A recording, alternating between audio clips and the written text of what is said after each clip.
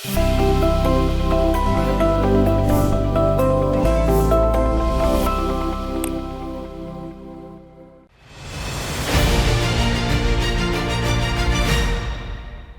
watch this topic in Hindi, skip the video to 3 minutes and 42 seconds. Hello everyone, welcome to another episode of Legal Update. The topic of discussion is Notice for Arrest. First, let us see why is it in the news.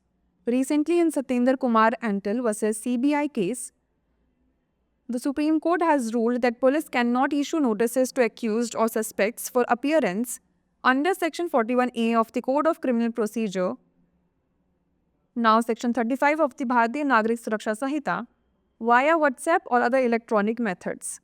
Let's look at the background of the case. A senior advocate acting as amicus curiae highlighted concerns about police using WhatsApp and other electronic methods to serve notices under Section 41A of the CRPC, referring to a standing order from the Haryana DGP dated 26 January 2024, which allowed such practices. He referenced the Supreme Court's 2022 decision, which supported the Delhi High Court's ruling stating that serving notices via electronic means does not comply with the prescribed methods in Chapter 6 of the CRPC 1973. He argued that using electronic methods to serve notices circumvents the explicit directives of the CRPC and BNSS, urging adherence to traditional legally sanctioned methods to service. The case underscores the need for judicial clarity and enforcement to ensure that modern communication methods do not undermine legal processes or the rights of the accused. The court observation was as follows. The bench of Justice M.M. Sundaresh and Justice Rajesh Bindal explicitly stated that serving notices via WhatsApp or other electronic methods should not be seen as an alternative to the prescribed methods under the CRPC 1973 or the BNSS 2023. The court ordered that notices under Section 160 of the CRPC, now Section 179 of BNSS, and Section 175 of the CRPC, now Section 195 of BNSS, must be issued only through the prescribed methods under the CRPC or the BNSS. Let's know more about the notice for arrest. Section 41A of the CRPC provides for the notice of appearance before police officer. Now this is contained in Section 35 of the BNSS. As per the Section 35, subsection 3 of the BNSS, the police officer shall, in all cases where the arrest of a person is not required under subsection 1, issue a notice directing the person against whom a reasonable complaint has been made, or credible information has been received, or a reasonable suspicion exists that he has committed a cognizable offence, to appear before him or at such other place as may be specified in the notice. Let's now discuss a case law related to it. Tavaragi Rajashekhar Shiva Prasad vs. State of Karnataka. In this case, the Karnataka High Court held that the notice under Section 35 of Bharatiya Nagrik Suraksha Sanhita 2023 should contain the crime number, offence alleged, and a copy of FIR should be attached with it. Before we wrap up, here's a question for you.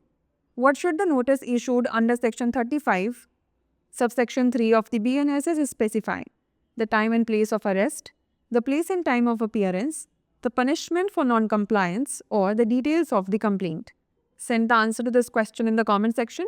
Like, share and subscribe for more such content. नमस्कार, legal update programme में आपका स्वागत है। आज हमारी चर्चा का विषय है गिरफ्तारी के लिए नोटिस। सबसे पहले जान लेते हैं ये चर्चा में क्यों है। हाल ही में सत्येंद्र कुमार अंतिल बनाम CBI मामले में सुप्रीम कोर्ट ने फैसला दिया है कि पुलिस दंड प्रक्रिया संहिता की धारा 41A, भारतीय नागरिक सुरक्षा संहिता की धारा 35 के तहत आरोपी या संदिग्ध को व्हाट्सएप या अन्य इलेक्ट्रॉनिक तरीकों से पेश होने के लिए नोटिस जारी नहीं कर सकती है। चलिए जान लेते हैं मामले की पृष्ठभूमि। एमिकस क्यूरी की भूमिका निभा रहे एक वरिष्ठ अधिवक्ता ने CRPC की धारा 41A के तहत नोटिस देने के लिए पुलिस द्वारा व्हाट्सएप और अन्य इलेक्ट्रॉनिक तरीकों का उपयोग करने के बारे में चिंता व्यक्त की। उन्होंने हरियाणा DGP के 26 जनवरी 2024 के एक स्थायी आदेश का हवाला दिया, जिसमें इस तरह की प्रथाओं की अनुमति दी गई थी। उन्होंने सर्वोच्च न्यायालय के 2022 के निर्णय का हवाला दिया, जिसमें दिल्ली उच्च न्यायालय के उस फैसले का समर्थन किया गया था जिसमें कहा गया था कि इलेक्ट्रॉनिक माध्यम से नोटिस देना CRPC 1973 की अध्याय 6 में निर्धारित तरीकों का अनुपालन नहीं करता है। उन्होंने तर्क दिया कि नोटिस देने के लिए इलेक्ट्रॉनिक तरीकों का इस्तेमाल करना सीआरपीसी और बीएनएसएस के स्पष्ट निर्देशों को दरकिनार करता है, जो सेवा के पारंपरिक कानूनी रूप से स्वीकृत तरीकों का पालन करने का आग्रह करता है। यह मामला न्यायिक स्पष्टता और प्रवर्तन की आवश्यकता को रेखांकित करता है, ताकि यह सुनिश्चित किया जा सके कि आधुनिक संचार विधियां कानूनी प्रक्रियाओं या अभियुक्तों के अधिकारों को कमजोर न करें। न्यायालय की टिप्पणी की बात करें तो न्यायमूर्ति एम सुंदरेश और न्यायमूर्ति राजेश बिंदल की पीठ ने स्पष्ट रूप से कहा कि व्हाट्सएप या अन्य इलेक्ट्रॉनिक तरीकों से नोटिस देने को सीआरपीसी 1973 या बीएनएसएस 2023 के तहत निर्धारित तरीकों के विकल्प के रूप में नहीं देखा जाना चाहिए। न्यायालय ने आदेश दिया कि सीआरपीसी की धारा 160, बीएनएसएस की धारा 179 और सीआरपीसी की धारा 175, बीएनएसएस की धारा 195 के तहत नोटिस केवल सीआरपीसी या बीएनएसएस के तहत निर्धारित तरीकों के माध्यम से जारी किए जाने चाहिए। आइए अब जान लेते हैं गिरफ्तारी हेतु नोटिस के बारे में। सीआरपीसी की धारा 41A में पुलिस अधिकारी के समक्ष उपस्थित होने की सूचना का प्रावधान है। अब यह बीएनएसएस की धारा 35 में शामिल है। बीएनएसएस की धारा 35 उपधारा 3 के अनुसार पुलिस अधिकारी उन सभी मामलों में जहां उपधारा 1 के अंतर्गत किसी व्यक्ति की गिरफ्तारी आवश्यक नहीं है, एक नोटिस जारी करेगा, जिसमें उस व्यक्ति को निर्देश दिया जाएगा जिसके विरुद्ध उचित शिकायत की गई है या विश्वसनीय सूचना प्राप्त हुई है या उचित संदेह है कि उसने कोई संज्ञेय अपराध किया है, कि वह उसके समक्ष या ऐसे अन्य स्थान पर उपस्थित हो जैसा कि नोटिस में निर्दिष्ट किया जा सकता है। चलिए अब जान लेते हैं इससे संबंधित केस के बारे में। तवरगी राजशेखर शिव प्रसाद बनाम कर्नाटक राज्य।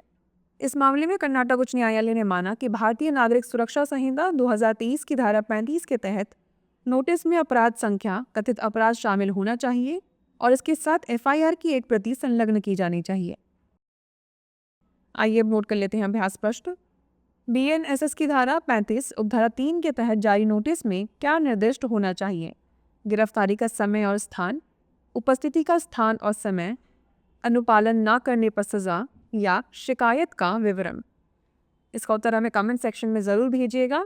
ऐसी और वीडियोस देखने के लिए लाइक, शेयर और सब्सक्राइब करना ना भूलें। धन्यवाद।